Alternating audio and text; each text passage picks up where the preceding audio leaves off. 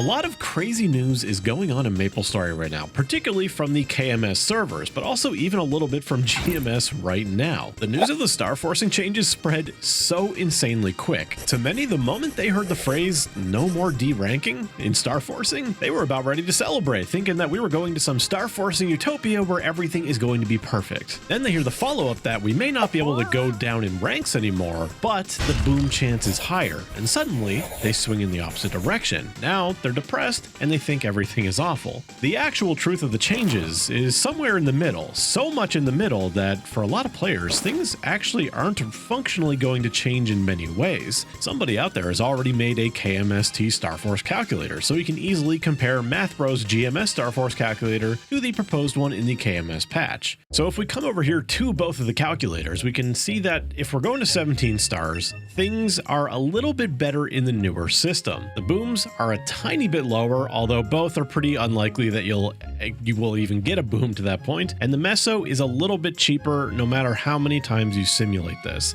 It's always going to be around like 250 to 300 mil cheaper. That's pretty good already. 17 stars is a very common stopping point for a lot of players. But even if you want to go up to 22, the current stopping point in the Starforcing system as we know now, you're still looking at even a little bit cheaper. The meso cost is almost the same. Again, a little bit in the favor in the newer system, at least as far as this calculator is going. It might work a little bit differently than MathBros calculator that we know and love. But the booms, again, very similar. They can go a little bit higher. This one seems to always go one perfect number instead of simulating it like MathBros does. Again, we can see it's going to be roughly the same, but there's a huge difference. The moment you go up to 23 stars, the old system was never really meant to reasonably get a 23 star. You see, it's already taken a while to calculate, and that's not a good sign. You can see the average cost here jumps up to 300 bill. That's insane. Nobody reasonably goes for this.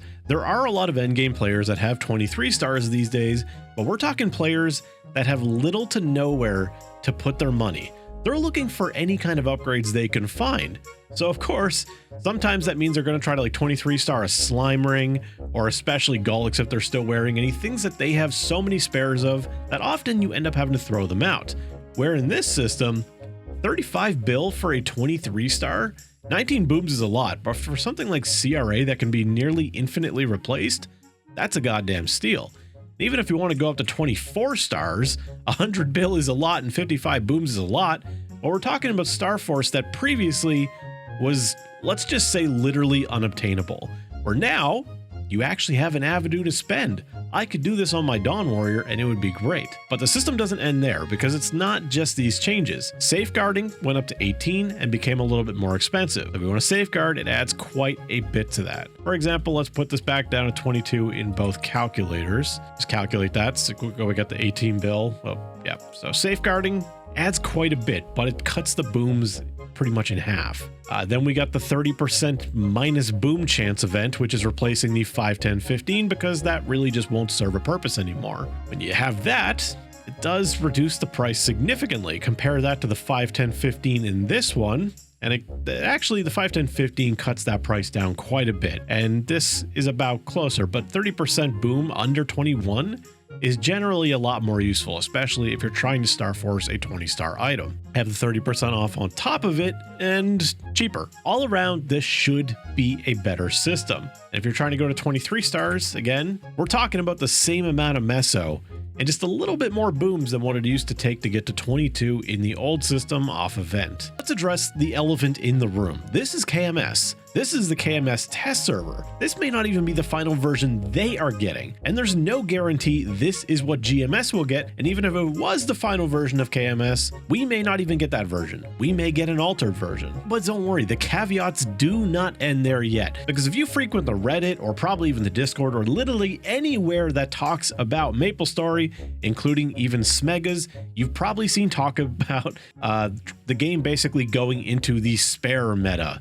that items that you can't get a lot of spares like pitched, eternals, literally anything in the end game are suddenly not going to be worth it anymore. Because why would you go for something like, let's say, a Source of Suffering when you could probably get a 27-star Sweetwater pendant? Not 27, because according to the director, 26 is going to be like the new endgame stopping point. I take it as it's going to be like our 23 is now. I gotta say, it may be a meme right now, but I think there's some validity to that line of thinking because Starforcing is incredibly powerful. I mean, if you can get 3 extra stars over a pitched equivalent, yeah, it's probably going to win because over 5 different items, you're talking about like 200 plus attack. But here's the thing about that. Let's say this system is exactly what we're getting and it's going to be shipped to live and eventually come to GMS. Yeah, it will be the spare meta, but we have a serious limiting factor about this called our inventories. We can't just hoard 100 copies of the Guardian Angel Slime Ring, every piece of Superior Gullix, Dominator pendants, whatever it may be. Our inventory is disgustingly limited, which will also lead to a potential of having a 2 equipment meta, meaning that you have the piece you wear and then you have the piece you upgrade and you just constantly leapfrog them. You use whichever one is better and then you start working on the other, or you just settle on 22 forever and try to get to like 25 or 26 with your second piece, which means you're gonna have to spend a lot more on cubes, potential inflame a whole nother piece. It might sound a little bit ridiculous, but in Reboot GMS, we really don't have much of a choice. We don't have the liberty of just being able to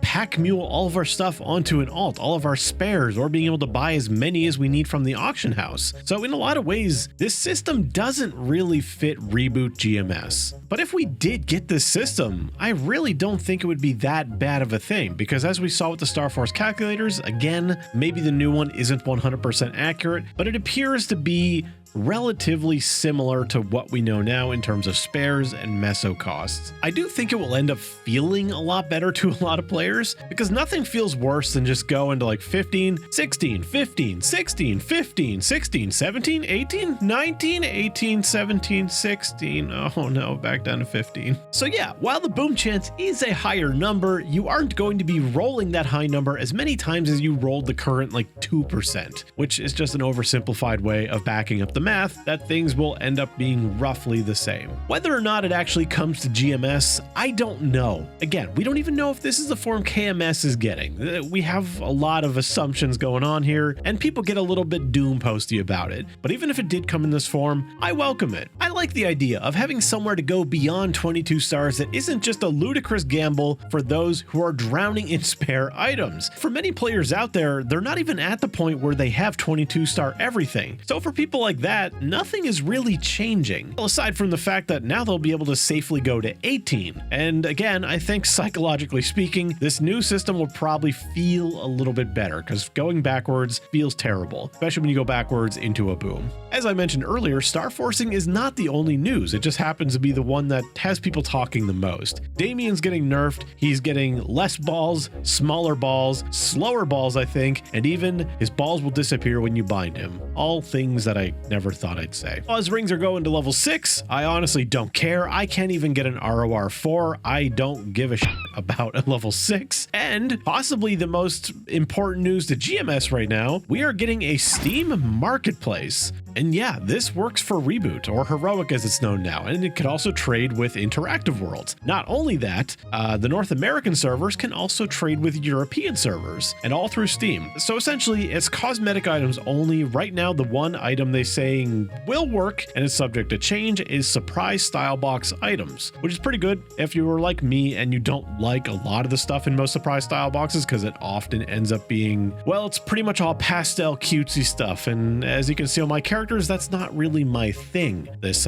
cape I use on my Dawn Warrior that so many people have asked me about, this did come from a surprise style box, and I hope there are a lot of people who do love pastel things out there and have a couple of these to sell for cheap. My hope is that the system does eventually extend to all cash up items, not just surprise style boxes. That means Wisp Wonderberry, permanent transparency may be bought from a sale or whatever, literally anything. Why restrict it at all? Who knows? Maybe they will expand it quickly, and this is just a simple way for them to test. And not only only that, it's not just like surprise style box items that came out recently. They said from January 2017 up until now, so probably everything for most players. So yeah, I mean, like, I skimmed the KMS patch. I took out some of the biggest things. There's a little bit more in it. No balance changes. We're getting Hexastat 3. That's a pretty big deal. Just more power overall. Mesocap going up to 2 bill. A lot of stuff happening in MapleStory. And despite all this crazy stuff happening right now, I can still only think of the burst button. I just want the burst button.